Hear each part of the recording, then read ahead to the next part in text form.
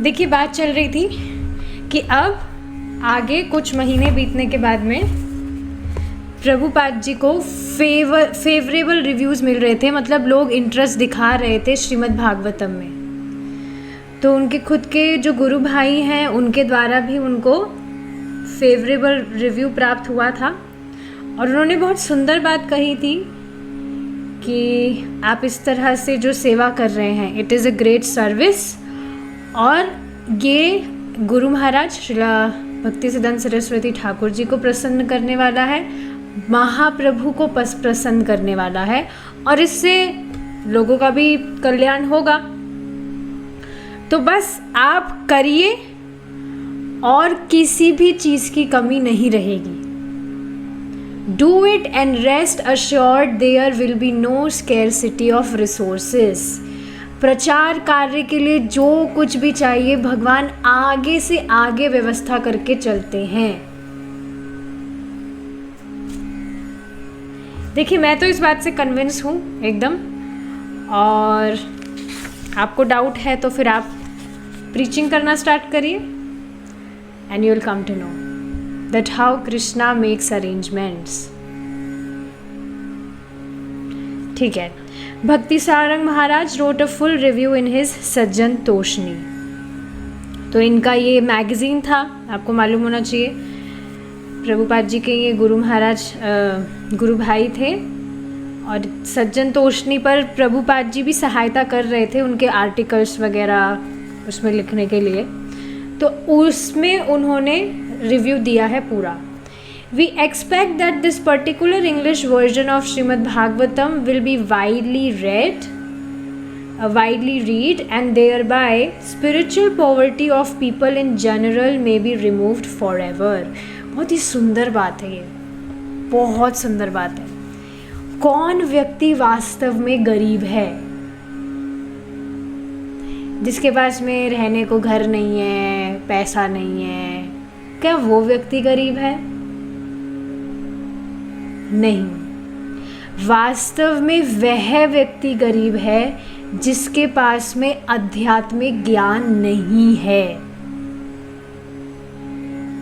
क्योंकि देखिए, सारी मटेरियल पोजेशंस होने के बावजूद भी व्यक्ति को मरना पड़ेगा, उसको दोबारा जन्म लेना ही पड़ेगा, क्यों भगवान की भक्ति नहीं कर रहा है। तो देखिए, सारे मटेरियल पोजीशंस होने के बाद में भी वह एक पशु की तरह ही तो अपना जीवन व्यतीत कर रहा है। तो वह सबसे सब कुछ, सारे मटेरियल पोजीशंस होने के बाद में भी सबसे गरीब हुआ कि नहीं? और सबसे अमीर व्यक्ति कौन है? वास्तव में धनी व्यक्ति कौन है? जिसके पास में चाहे से मटेरियली अगर देखा जाए, एक्सटर्नली उसके पास में बहुत कम हो सब कुछ। पहली बात देखिए, भक्ति के लिए जो भी आवश्यक होता है भगवान उसमें तो कमी आने नहीं देते। जैसे देखिए, 2 दिन पहले, शायद कल की बात है, When I was practicing my yoga, तो लास्ट में शवासन होता है जिसमें आपको बस you have to lay down और मतलब रेस्ट करना होता है। आपने पूरा योगा में जो भी हार्ड वर्क किया, लास्ट में आपको रेस्ट करना होता है, लेट जाना होता है। तो उस समय मेरे दिमाग में बहुत सुंदर थॉट आया था कि भगवान बहुत, मतलब आप खुद इस चीज़ से रिलेट करेंगे कि भगवान आपको बिल्कुल सही जगह पर रखे हुए हैं, बिल्कुल एग्जैक्ट सही जगह पर जहाँ पर आपको होना चाहिए, ना तो उससे 1 इंच भी ऊपर, ना 1 इंच ज़्यादा। मतलब इस बात को समझ रहे हैं आप? जो भी आपके लिए नीडफुल है, आपकी आवश्यकता है, जिस सिचुएशन में आप रखे जा रहे हैं, आपके आसपास का माहौल क्या है, सराउंडिंग्स क्या है, सब कुछ भगवान एकदम ठीक व्यवस्था किए हुए हैं, आपको एकदम ठीक जगह रखे हुए हैं। And I was really reflecting on this. ऐसा नहीं है मैं पूरा बिल्कुल कंफर्टेबल, घर में कुछ प्रॉब्लम नहीं है या आसपास कुछ प्रॉब्लम नहीं है या बॉडी में कुछ प्रॉब्लम नहीं है, nothing like that. But still जिस स्थान पर होना चाहिए भक्ति के स्तर के हिसाब से, वहाँ के मुताबिक भगवान एकदम ठीक जगह रखे हुए हैं।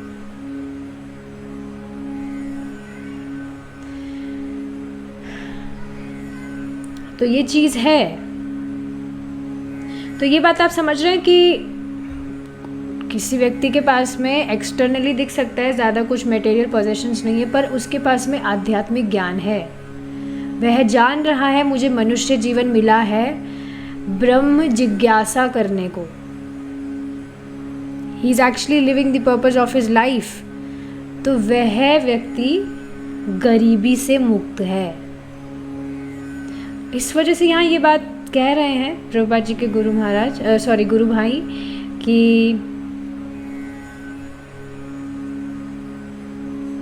ये जो श्रीमद् भागवतम का वर्जन अंग्रेजी भाषा में दिया गया है, तो आशा है कि ये लोगों के द्वारा पढ़ा जाएगा और जो स्पिरिचुअल पॉवर्टी है लोगों की, आध्यात्मिक गरीबी, ये हमेशा के लिए व्यक्ति की समाप्त हो जाएगी। श्रीमद् भागवतम पढ़ेगा, उसको समझ में आएगा उसको करना क्या है। यही चीज़ हमने कल पढ़ी थी कि नहीं? देखिए कितनी सुंदर लाइन बताई गई थी कि अगर कोई एक व्यक्ति भी गंभीरता से इस पुस्तक को पढ़ता है तो वह अपने आध्यात्मिक जीवन के लिए कन्विंस हो जाएगा कि मुझे मनुष्य जीवन मिला है तो मुझे आध्यात्मिकता में प्रगति करनी है। जैसे आज मैं गोविंद देव जी टेम्पल गई थी, यहाँ जयपुर में है। श्रीला रूप गोस्वामी जी का कल तिरुभाव दिवस था। कल तो जाना नहीं हुआ था, लेकिन आज मैं गई थी। श्रीला रूप गोस्वामी जी की ही डीटी हैं, उनके ही विग्रह हैं गोविंद देव जी। तो मैं जा रही थी, चैंटिंग कर रही थी और कोई भी भक्त वहाँ पर नहीं दिख रहे थे। लेकिन फिर आगे जाकर पीछे मैंने देखा, वहाँ पर तुलसी महारानी थी और उनके पास में काफ़ी भक्त वहाँ बैठे थे। मतलब बहुत ज़्यादा नहीं, कुछ भक्त बैठे थे एंड इतना गंभीरता से बैठकर वो चांटिंग कर रहे थे। उनको देखकर पहले भी हो सकता है, पहले भी होंगे भक्त, पर ऐसे कुछ नज़र जाती नहीं थी तब। पर आज जब मैं उनको देख रही थी तो दिमाग में आ रहा था, मतलब सोच रही थी मैं कि कुछ भक्त थे, देवर लुकिंग, मतलब दिखने में देवर लुकिंग नाइस, मतलब ऐसा नहीं कि कुछ परेशान हो या कुछ घर में कुछ गरीबी हो, कुछ भी, मतलब आप एक्सटर्नल चीज़ें सोच सकते हैं, बट स्टिल उनको समझ में आ रहा है कि ठीक है मेरे पास में मटेरियली कुछ भी कंफर्ट्स हो, कोई भी पोजेशंस हो, पर मुझे मनुष्य जीवन मिला है तो यह मेरी आध्यात्मिक प्रगति के लिए है। इस मनुष्य जीवन में ही मैं अपने आध्यात्मिक जीवन में प्रगति कर सकता हूँ।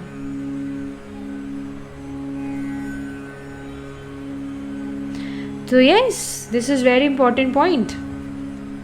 Eight a time when we need it very greatly, Srimad Bhakti Vedanta स्वामी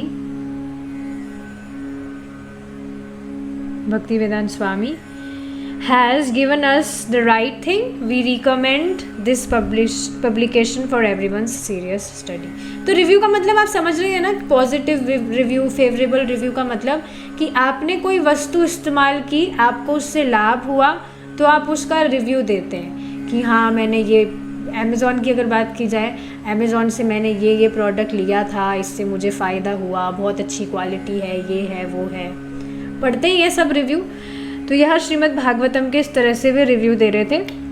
भक्ति सारंग महाराज ने सज्जन तोषनी, उनकी जो मैगज़ीन है या न्यूज़पेपर कहिए, उसमें ये रिव्यू दिया था कि इस ग्रंथ की बहुत ज़्यादा आवश्यकता थी और भक्ति वेदांत स्वामी यानी कि श्रीला प्रभुपाद जी ने बिल्कुल सही वस्तु हमें दी है।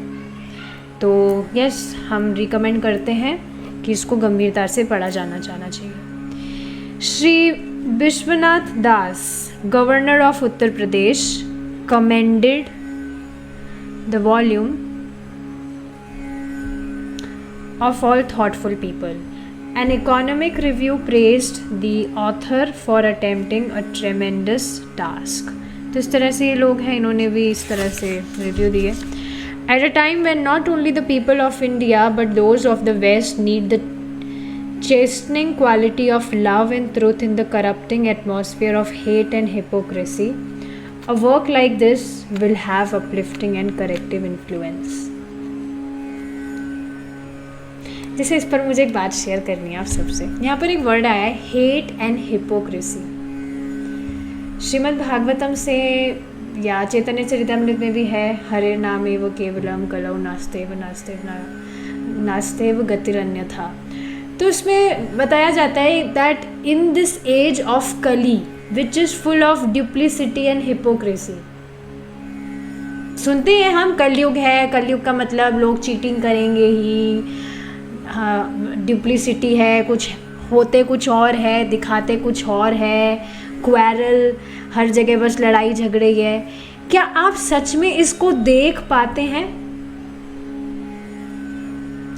जैसे कहीं पर भी ऐसी कुछ भी प्रोवोकिंग सिचुएशंस हो रही है, लोग लड़ रहे हैं या चीटिंग कहीं पर हो रही है, तो तुरंत दिमाग में, एटलीस्ट मेरे दिमाग में आता है कि ये कलयुग का प्रभाव है.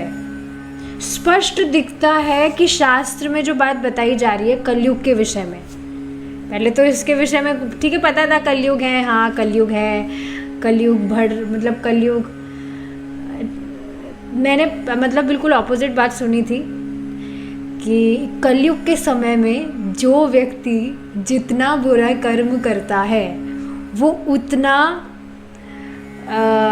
प्रगति करता है.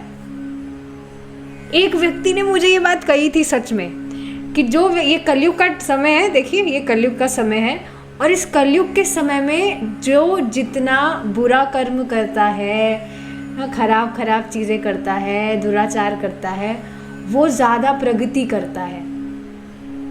अब उनकी प्रगति का मतलब था कि वो ज़्यादा खुश रहता है या और ज़्यादा अपनी मटेरियल लाइफ में प्रोग्रेस करता है, ऑल दोज थिंग्स. तो ये बात मैंने एक बार प्रभु जी को भी बताई थी क्लास में, कुछ इसी से रिलेटेड डिस्कशन चल रहा था. So I wrote it on the chat. तो प्रभु जी ने इस बात को पूरा किया कि हाँ वो बात एकदम सही कह रहे हैं कि जो व्यक्ति ज़्यादा से ज़्यादा बुरा कर्म करता है, दुराचार करता है, वो प्रगति करता है नर्क की ओर जाने के लिए. पूरी बात नहीं बोल पाए वो व्यक्ति जिन्होंने भी इस तरह से मुझे ये बात बताई थी. सो प्रभु जी कंप्लीटेड इट. देखिए कितनी गलत बात है, किस तरह से लोग सोचते हैं, और इस तरह से वो इसलिए कार्य कर रहे हैं.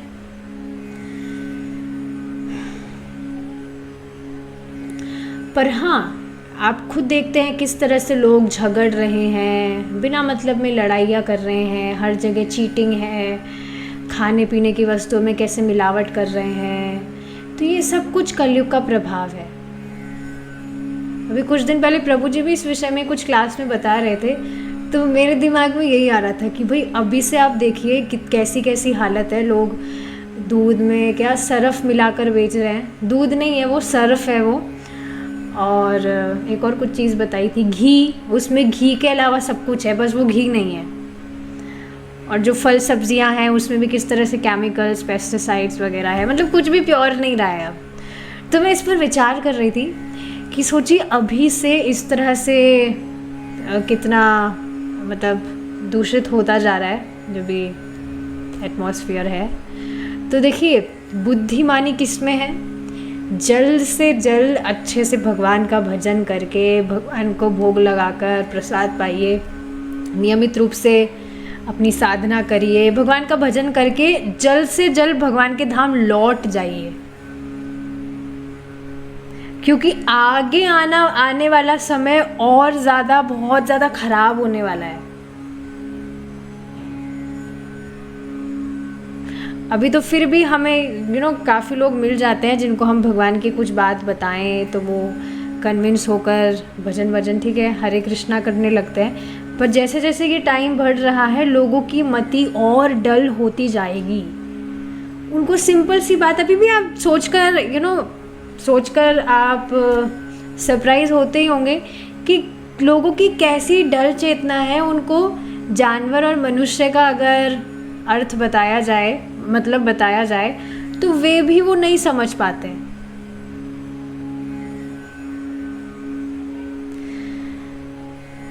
सो यस, तो ये चीज़ें आप देख पाते हैं, क्वेरल और हिपोक्रेसी, डिप्लिसिटी जो भी है, तो ये सब कलयुग का प्रभाव है।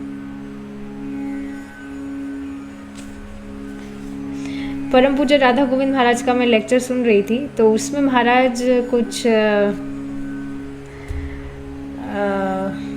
हस्बैंड वाइफ का कुछ टॉपिक चल रहा था, तो उसमें महाराज बता रहे थे कि अभी के टाइम में किस तरह से जो हस्बैंड है वो किस तरह से, पता नहीं कुछ वर्ड महाराज ने यूज़ किया था, मतलब वास्तव में होना क्या चाहिए, दैट जो हस्बैंड है he should rule, he should be dominant. But अब इसके बिल्कुल ऑपोजिट हो रहा है कि नहीं। जो वाइफ्स हैं they are being more dominant, उनके हिसाब से सब कुछ चलता है। तो इसी से रिलेटेड कुछ बातें महाराज ने बताई थी, मैं यहाँ पर ओपन नहीं बोल पा रही हूँ, बट या दिखता ही है सामने, ऐसे हो ही रहा है हर जगह ही कि किस तरह से जो प्रभु जीज हैं, मतलब डिवोटीज़ की बात मैं नहीं कर रही हूँ, जो भी भौतिकतावादी प्रभु जीज हैं वो किस तरह से जो माता जीज हैं उनकी बात, उनके कहीं कहीं में ही चलते हैं, मतलब सारी चीज़ें होती है। तो ये सब कुछ कलयुग का प्रभाव है।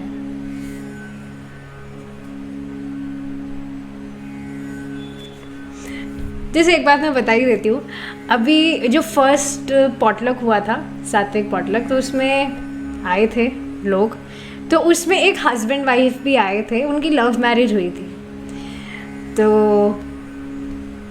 बाद में क्या था, मतलब इसमें इस तरह से होता है कि सबको अपनी डिशेस वगैरह लेकर आना होता है। डिशेस मतलब कि जो प्लेट्स वगैरह है, ताकि जो होस्ट कर रहे हैं उस पर सारा बर्डन ना पड़े। तो क्या हुआ था, पूरा प्रसादम वगैरह पाने के बाद में डिशेस सब अपनी अपनी डिशेस धो रहे थे, प्लेट्स वगैरह धो रहे थे। तो वो हस्बैंड वाइफ की बारी आई, तो वो जो माता जी थी, वो जो वाइफ थी, उन्होंने कहा कि तुम मेरी प्लेट भी धो लो, you know, you wash my plates also. और उस समय कुछ भक्त भी थे वहाँ पर, मतलब प्रभु जी के ग्रुप में ही है वो भक्त। तो हम सब देखकर एकदम शॉक हो रहे थे कि यहाँ पर हो क्या रहा है। So yes, you will see कि इस तरह से ये सब कलयुग का प्रभाव है जो बस बढ़ रहा है। सारी चीज़ें, इनफैक्ट शास्त्र सुनने से जब हम सारे सिद्धांत समझते हैं कि स्टैंडर्ड्स क्या हैं, किस तरह से व्यक्ति को अपना लाइफ व्यतीत करना है, फॉलो करना है स्टैंडर्ड्स, तब ये चीज़ें जब हमारे सामने होती है, बिल्कुल ऑपोजिट, शास्त्र से बिल्कुल ऑपोजिट बात हम देख रहे हैं, सामने हमारे हो रही है, तो वो बिल्कुल सरप्राइजिंग सा लगता है कि ये हो क्या रहा है।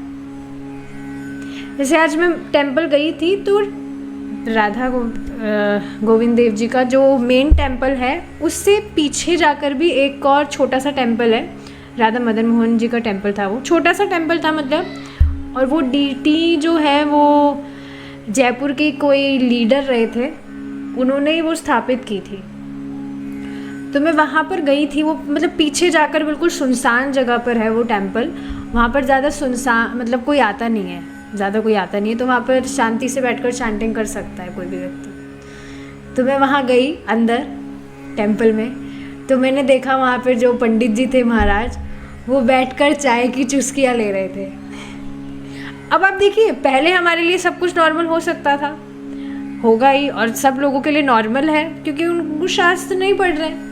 बट अब हम शास्त्र से सब जब समझते हैं कि जो विग्रह पूजा कर रहा है, जो वैष्णव है, उसका कैसा आचरण होना चाहिए, तो ये सारी चीज़ें देखकर कितना सरप्राइजिंग लगता है। और मंदिर में बैठकर, मतलब डेफिनेटली विग्रह के पास नहीं, पर मंदिर में बैठकर, जैसे आप देखते हैं ऑल्टर है मंदिर का, बड़ा सा मंदिर है, ऑल्टर में भगवान होते हैं, फिर ऑल्टर से बाहर कुछ जगह होती हैं जब भक्त वगैरह इकट्ठे होते हैं, बैठते हैं, तो वहीं पर कुर्सी पर बैठकर वो महाराज he was sipping his tea. और एक और व्यक्ति थे, तो उन्होंने लगाया हुआ तो वैष्णव तिलक ही था, पर वो भगवान के विग्रह के सामने सो रहे थे।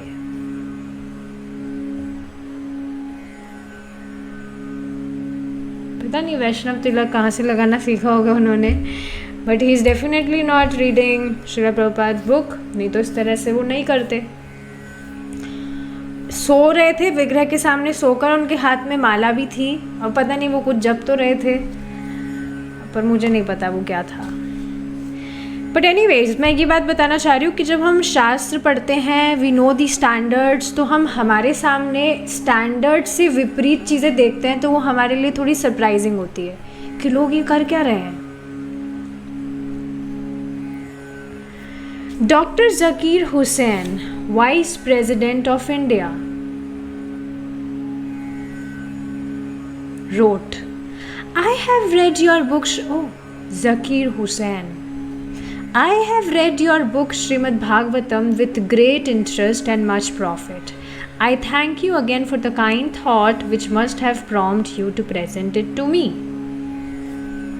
स्पष्ट है। The favorable reviews, although Bhaktivedanta Swami could not pay the printer with them,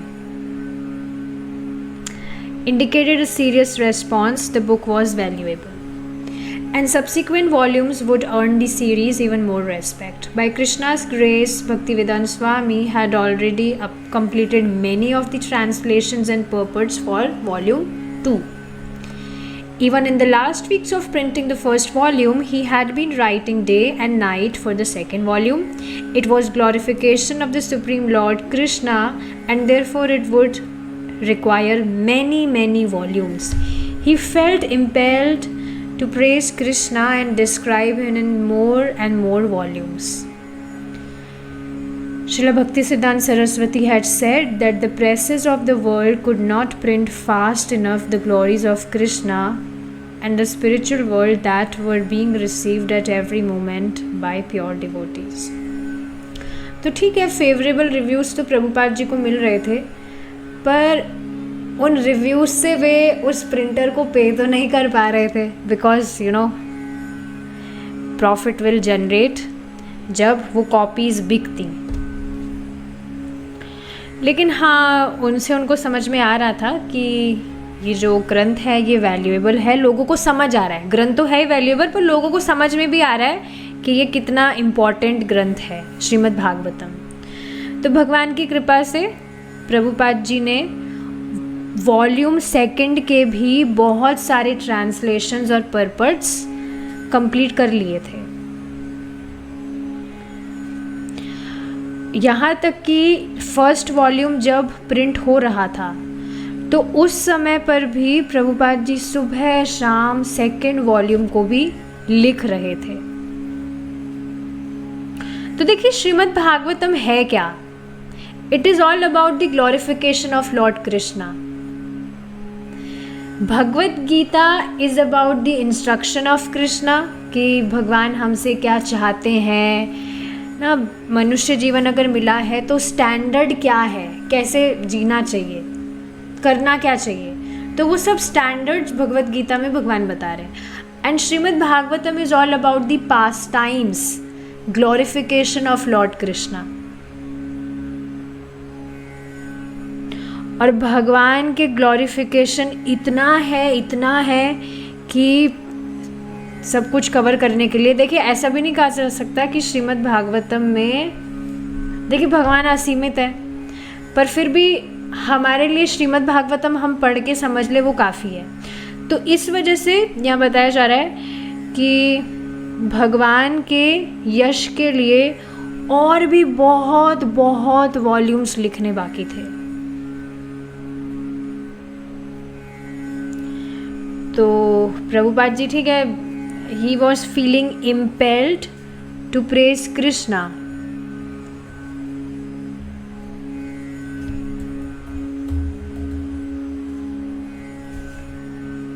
सो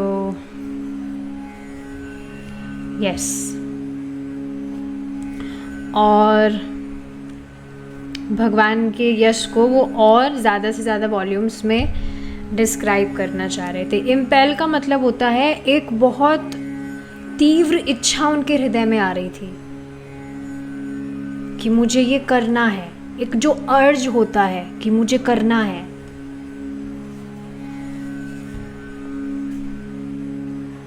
तो ये सारी चीज़ें हैं। जैसे देखिए, अगर आप कभी ट्राई करिएगा ट्राई कि आप किन्हीं को भगवान की बात बताएं। जैसे एक भक्ति किड्स करके एक है प्लेटफॉर्म, जहाँ पर मतलब वो परम पूज्य जयप्रकाश स्वामी महाराज के द्वारा है, और उनकी एक सीनियर डिसाइपल है गौरांगी गंधर्विका माता जी। वो कीर्तनिया भी हैं, आप जानते होंगे उनके विषय में। तो वो उसको पूरा लीड करती है। तो वहाँ मतलब वो है क्या, वहाँ पर बच्चों की क्लासेस होती है, कृष्णा कॉन्शियस किड्स। तो अभी बलराम पूर्णिमा है परसों। So you know I was designing PPTs for Balaram Purnima.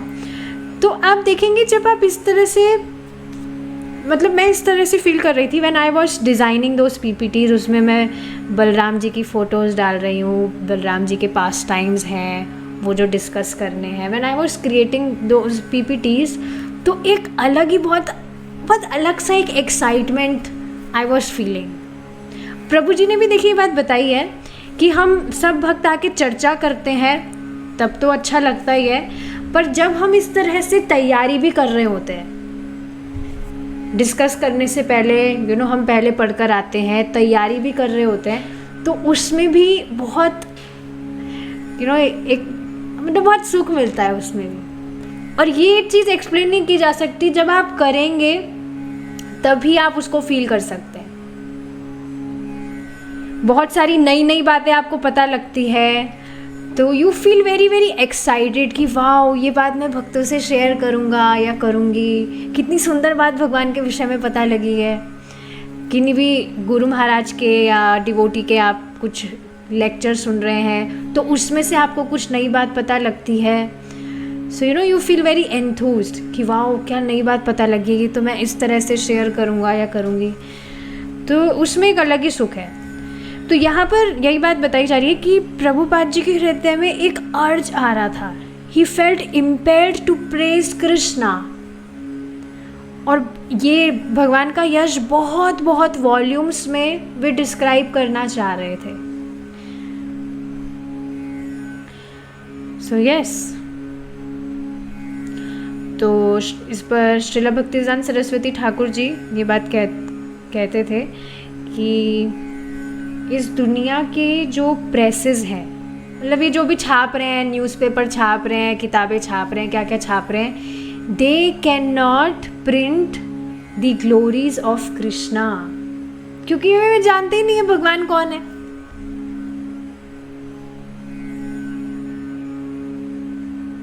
Can you relate I mean are you understanding this point? जैसे मैं घर पर आ रही थी फूल लेकर भगवान के लिए, तो मैं देख रही थी न्यूज़पेपर वाले जो हैं कैसे बुरी तरह से वो न्यूज़पेपर फेंक कर जाते हैं, जैसे कुछ कचरा फेंक रहे हो। मुझे ये बात, जब भी मैं किसी न्यूज़पेपर वाले को देखती हूँ इस तरह से वो न्यूज़पेपर फेंकता है कचरे की तरह, प्रभु जी की बात मुझे हमेशा बात याद आती है कि देखिए, न्यूज़पेपर में कुछ भी सच बात तो है नहीं, पहली बात सबको पता है, सब कुछ झूठ बोला जाता है। और उसमें भी आप देखेंगे जो न्यूज़पेपर देने वाला है उसकी भी उसके प्रति कुछ आदर बुद्धि नहीं है। किसी भी वस्तु के प्रति आपकी आदर बुद्धि होती तो क्या आप उसको इस तरह से फेंकेंगे? पर आप देखिए न्यूज़पेपर वाला कैसे फेंकता है न्यूज़पेपर। क्या भगवत गीता को भी हम इस तरह से फेंकते हैं? बिल्कुल नहीं।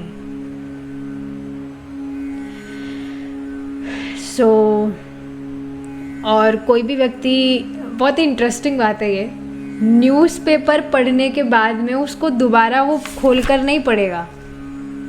ऐसे आप देखेंगे ये जो लाइव क्रिकेट मैचेस होते हैं, तो क्या आपने कभी किसी व्यक्ति को देखा है कि वो क्रिकेट मैच की रिकॉर्डिंग देख रहा है बाद में?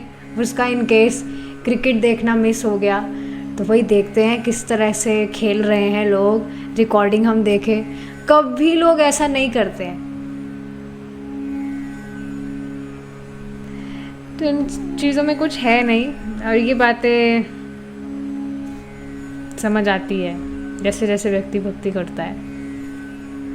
देखिए ये सारी चीज़ें आपको सरप्राइजिंग नहीं लगती कि पहले इन सारी चीज़ों में हमारी कितनी उपादेय बुद्धि हुआ करती थी, but it gives nothing to अस।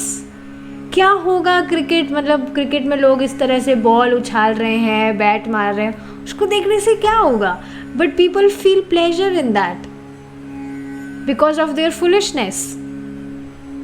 या कोई माउंट एवरेस्ट पर चढ़ रहा है इतनी तपस्या करके, क्या उसको मिलेगा, but they do it just for the sake of getting some fame.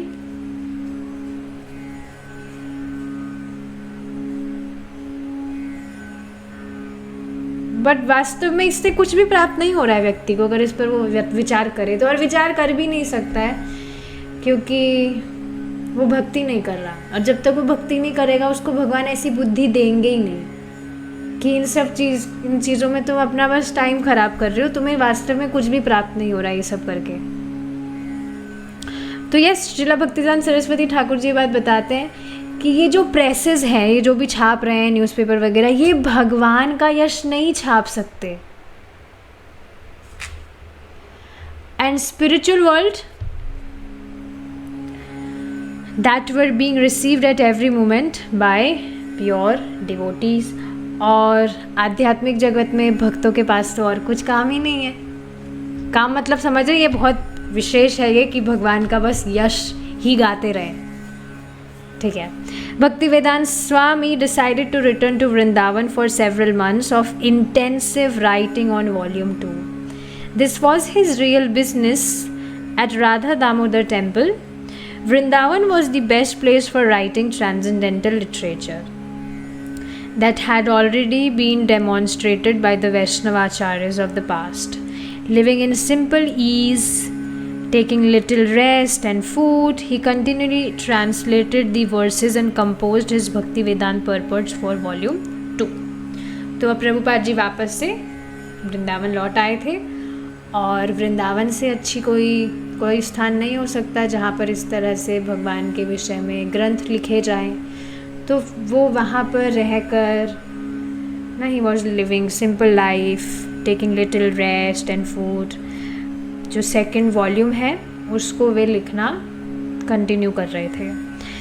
After a few months after amazing enough manuscript pages, he would return to Delhi and once again enter the world of publishing. In volume 1, he had covered the first 6.5 chapters of the first canto. The second volume began on page 365 with the 8th verse of the 7th chapter. तो श्रीमद् भागवतम में भी आप देखेंगे cantos हैं, there are 12 cantos. Cantos में भी there are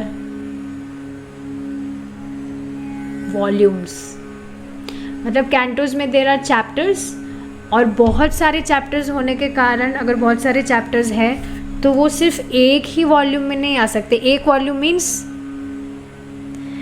जैसे कि प्रभुपाद लीलामृत है तो ये फर्स्ट वॉल्यूम है, तो इसमें अब जितने चैप्टर्स आए, जैसे 11 चैप्टर है इसमें, अब आगे के जो चैप्टर्स हैं वो बाकी की वॉल्यूम्स में, बाकी की जो बुक्स है उसमें कंटिन्यू किए जाएंगे। सो कैंटो में भी देयर आर वेरियस चैप्टर्स, और उन चैप्टर्स में इस तरह से वॉल्यूम्स हैं। तो फर्स्ट कैंटो में फर्स्ट कैंटो के फर्स्ट वॉल्यूम में पहले 6.5 चैप्टर्स प्रभुपाद जी ने कवर किए। फर्स्ट कैंटो के सेकेंड वॉल्यूम में 7th चैप्टर से स्टार्ट होता है, page 365 with the 8th verse ऑफ 7th चैप्टर। तो ये बात है, और चैप्टर्स में फिर वर्सेस हैं। Bhaktivedanta Swami wrote in his purport that the Srimad Bhagavatam was meant for Paramhansas, persons engaged purely in self-realization. Yet he wrote, it works into the depth of the heart of those who may be worldly men. Worldly men are all engaged in the matter of sense gratification. But even such men who will find in this Vedic literature a remedial measure for their material diseases. तो परमहंसों के लिए देखिए ये बात क्यों बताई जाती है, क्योंकि जैसे ये बात प्रभु जी ने बताई थी, जब परीक्षित महाराज शुकदेव गोस्वामी से सुन रहे हैं तो उनका सुनना भी दर्शन है. व्हेन ही इज़ इतने एब्जॉर्ब होकर वो सुन रहे हैं तो सुनना भी उनका दर्शन है, एब्जॉर्प्शन है. हमारा तो अब इस तरह से एब्जॉर्प्शन नहीं है. काफ़ी बार क्या होता है, सुन भी रहे हैं तो पता नहीं कहाँ दिमाग चला जाता है. होता है ये सबके साथ ऐसा. जैसे किसी बात को समझाने के लिए, मेरे साथ हो जाता है कभी कभी, काफ़ी बार ही होता है, किसी बात को समझाने के लिए प्रभु जी जब कोई स्पेसिफिक एग्जाम्पल देते हैं तो उस एग्जाम्पल को सोचते सोचते पता नहीं कहाँ पर दिमाग चला जाता है, फिर दोबारा से उसको लाना पड़ता है. नहीं क्या बात हो रही थी.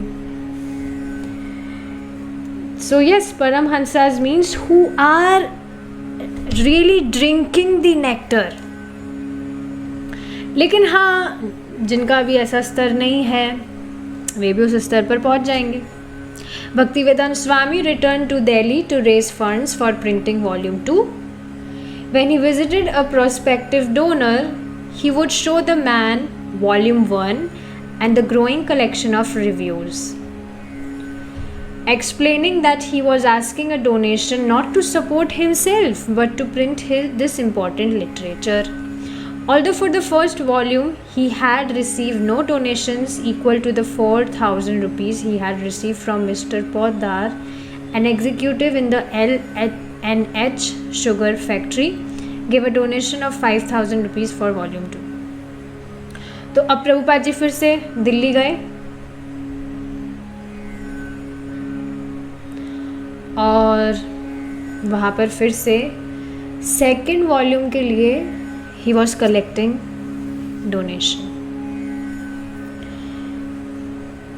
तो जब पहले फर्स्ट वॉल्यूम के लिए वे डोनेशन कलेक्ट करने गए थे तो वहाँ पर लोगों को एक्सप्लेन कर रहे थे कि ये जो मैं डोनेशन हूँ, मैं ये खुद के लिए नहीं ले रहा हूँ कि मुझे मेरी जीवनी चलानी है या all sort of those things, बल्कि मैं ये ग्रंथ प्रिंट करने के लिए मुझे डोनेशन चाहिए क्योंकि ये बहुत इम्पॉर्टेंट है. तो फर्स्ट वॉल्यूम में भी उनको सिर्फ एक ही व्यक्ति से मिला था डोनेशन 4,000 रुपये का, आपको याद हो. और उसमें फर्स्ट वॉल्यूम का जो पूरा एक्सपेंडिचर था वो 8,000 रुपये का आया था. लेकिन प्रभुपाद जी के पास में सिर्फ 4,000 ही थे, तो फिर बाद में उन्होंने कैसे जैसे करके कहीं से कुछ किया था. लेकिन बस इसके अलावा उनको कुछ डोनेशन नहीं मिला था फॉर द फर्स्ट वॉल्यूम. बाद में तो जो कॉपीज़ थी उन्हीं को सेल कर करके वो जो प्रिंटर था उसको पेमेंट कर रहे थे.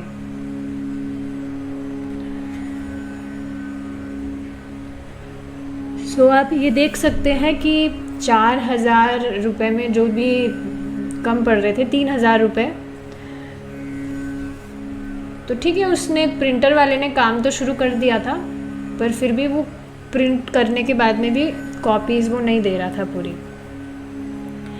तो सेकेंड वॉल्यूम के लिए अब उनको 5,000 रुपये का डोनेशन मिलता है फ्रॉम LHN शुगर फैक्ट्री.